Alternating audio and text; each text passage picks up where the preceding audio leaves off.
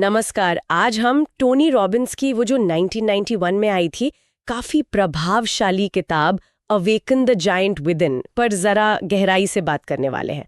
हमारे पास इसकी एक डिटेल्ड समीक्षा भी है। तो हमारा मकसद यही कि इस सेल्फ हेल्प क्लासिक के जो मुख्य आइडियाज हैं, जो तकनीकें हैं, उन्हें समझें, जो दावा करती हैं कि आप पर्सनल कंट्रोल पा सकते हैं, बदलाव ला सकते हैं। तो चलिए देखते हैं इसमें क्या है। बिल्कुल, किताब का जो मूल विचार है वो इसी शक्तिशाली बात पे टिका है कि हम सब के अंदर एक कह लीजिए सोया हुआ विशालकाय है, मतलब अपार क्षमता। और रॉबिन्स का तर्क है कि इसे जगाकर हम अपने जीवन की बागडोर संभाल सकते हैं, बजाय इसके कि भारी हालात हमें चलाते रहें। तो सबसे पहले रॉबिन्स का एक बहुत सेंट्रल आइडिया है कि हमारे फैसले हमारी परिस्थितियां नहीं, हमारी किस्मत तय करते हैं। उनका वो मशहूर कोट भी है, आपके निर्णय के क्षणों में ही आपकी नियति आकार लेती है। हाँ, ये बात सीधे तौर पर कंट्रोल की भावना से जुड़ती है। लेकिन क्या ये विचार कभी-कभी जीवन की जो असलियत है, जो जटिलताएं हैं, उन्हें थोड़ा आसान नहीं बना देता? ये एक जरूरी सवाल है। देखिए, रॉबिन्स का जोर इस बात पर है कि भले ही हम हालात ना चुन सकें, हम अपनी प्रतिक्रिया तो चुन ही सकते हैं। और यहीं से वो नियंत्रण की भावना आती है।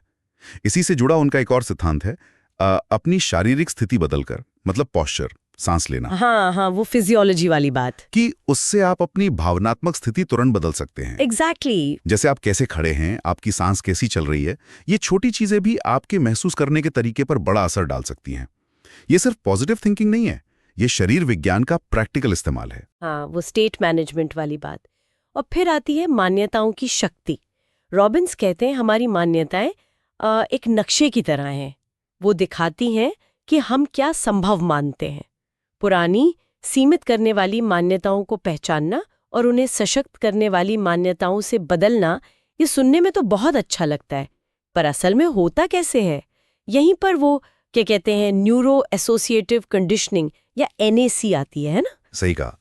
एनएसी एक तकनीक है जिसे रॉबिन्स ने काफी लोकप्रिय बनाया। इसका देखिए मूल सिद्धांत है कि व्यवहारों के साथ मजबूत भावनात्मक जुड़ाव बनाना, या तो बहुत ज्यादा दर्द या बहुत ज्यादा खुशी।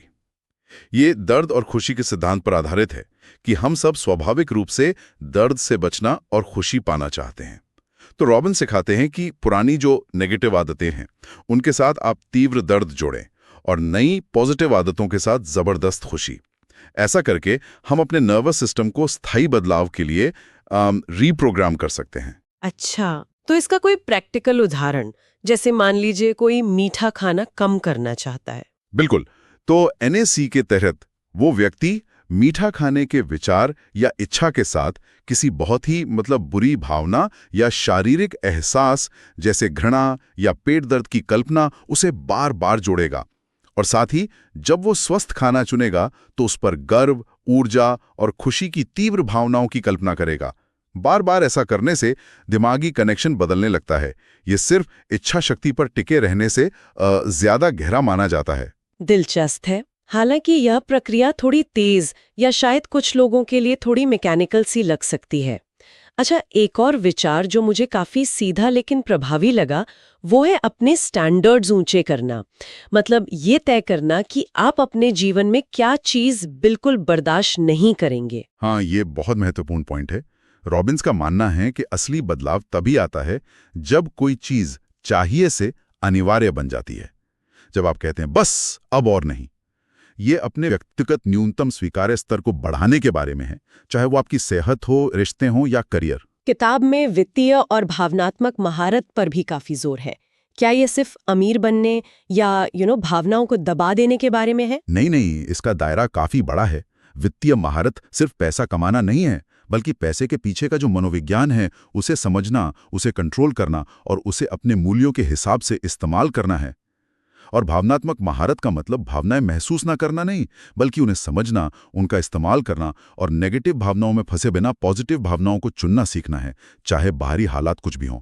ये जुनून और उद्देश्य के साथ जीने पर ज्यादा फोकस करता है। ये भी ध्यान देने वाली बात है कि किताब काफी स्ट्रक्चर्ड है, 4 हिस्सों में बटी है और हर हिस्से के आखिर में प्रैक्टिकल एक्शन असाइनमेंट्स भी हैं। तो ये सिर्फ पढ़ने के लिए नहीं, बल्कि करने के लिए डिजाइन की गई लगती है। और उनका वो कथन अतीत भविष्य के बराबर नहीं होता, काफी उम्मीद देता है।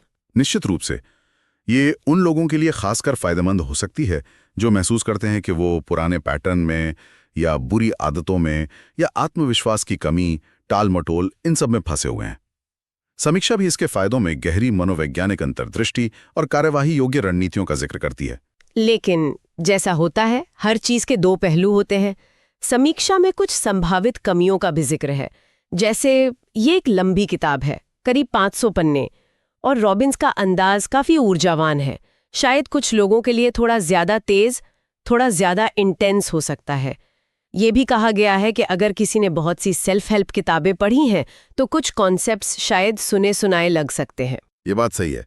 रॉबिन्स का स्टाइल शायद हर किसी को सूट ना करे, और सेल्फ हेल्प के क्षेत्र में विचारों का दोहराव तो होता ही है।